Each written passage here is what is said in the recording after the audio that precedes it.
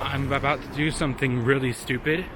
It's the most famous donut place in Saint Petersburg, and the line is 5 miles long.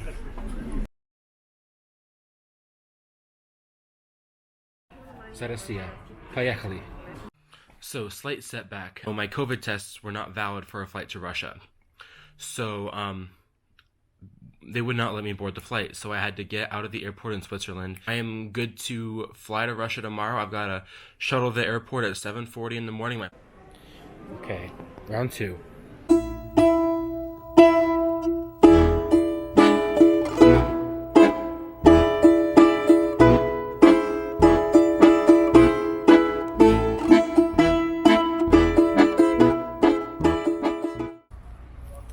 I'm in Saint Petersburg. I'm in, I think it's Palace Square.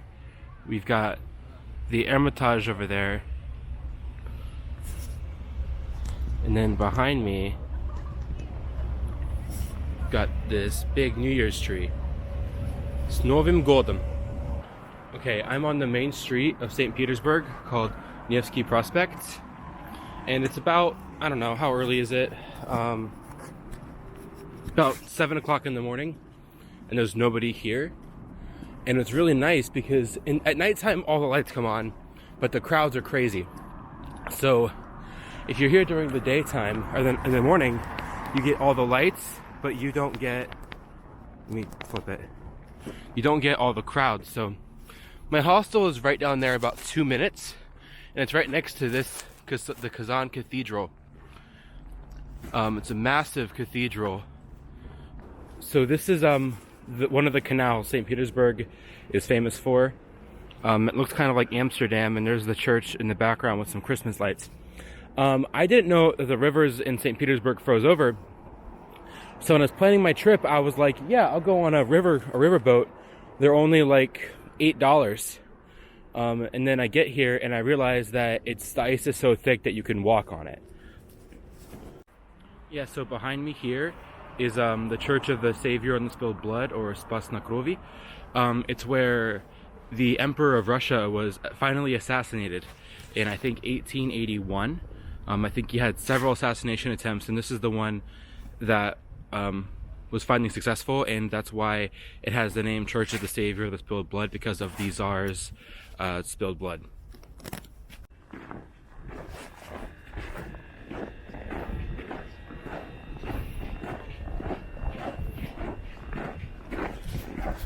I realized I haven't eaten, so I'm going to go to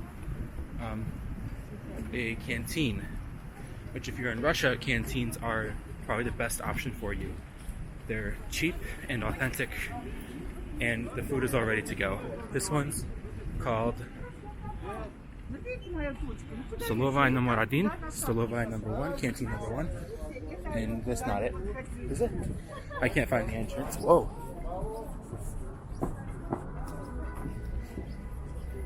Yeah. Here it is. Stolovaya number 1. So I'm at a canteen right now. I have to talk quietly because there's people here. But what's great about Russian canteens is that they're very, very cheap. Like, you'll get a whole meal for like $4, and I'll show you what I get here once they open up.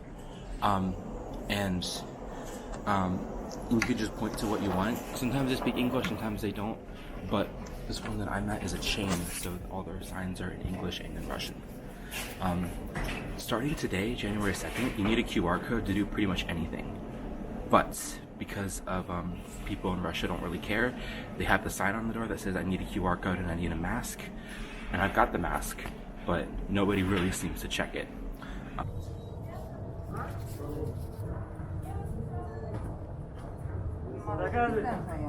Можно борщ, пожалуйста? Да.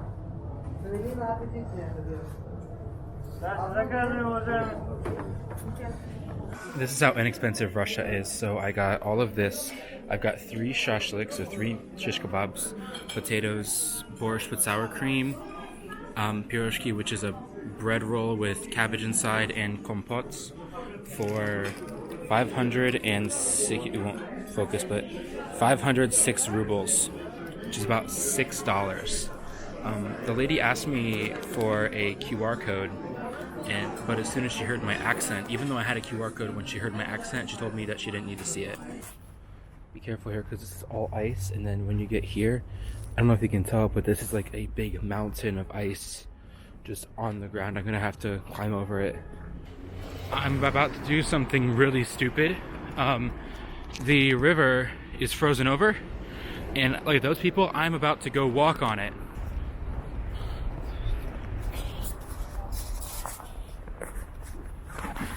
Whoa! Okay. Let's see if I can walk on the river.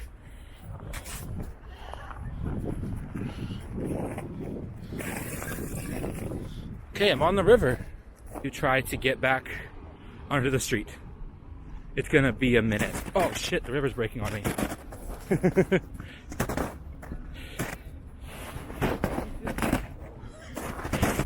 Сейчас я в Петропавловской крепости. Это очень красивое место. Там мост. Там Эрмитаж. Спас на крови.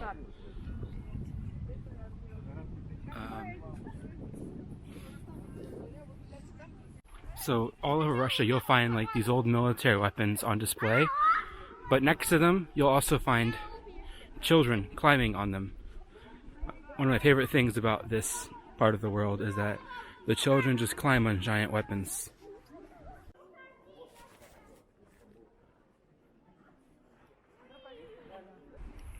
Okay, I'm at Lenin Square. They still got other Christmas decorations up because Christmas isn't for another couple days here in Russia. In the middle of Lenin Square, surrounded by tree ornaments in Saint Petersburg, is the man, the myth, the legend himself, Vladimir Ilyich Lenin. The first leader of the Soviet Union, the leader of the Bolshevik Revolution, and he's just chilling here in Lenin Square. What are the odds of that? You can see the place is a little bit run down on the inside, at least the stairway is. But then the location's great because you walk outside, and immediately to the left is Kazan Cathedral. And not far from Kazan, just past Kazan Cathedral, is Nevsky Prospect. And if you go that way, over there is the Hermitage. Well, I wanted to go inside the church, but it's 450 rubles. Look. Музей памятник Спас на крови 450 рублей. It's like $5-6. That's a little more than I'm willing to pay to go in, but beautiful from the outside. I bought some mulled wine. Very popular this time of year in Russia, even though it's 11 a.m. But the sign said it was going to be 150 rubles, but they only asked me for 106, so I'm not going to complain. Though I don't know if this one's alcoholic or not, but either way, it tastes good. So I'm kind of disappointed. I couldn't go to the Hermitage. It's the one thing I wanted to do here, but you have to buy a ticket online, and the only tickets available are in like 3 or 4 days. And I'm not going to be in St. Petersburg in 3 or 4 days. So unfortunately, the one thing I wanted to do here, I did not get to do. But it's okay. I still had a great time in St. Petersburg, and my visa is valid for 3 years for Russia, and it was expensive.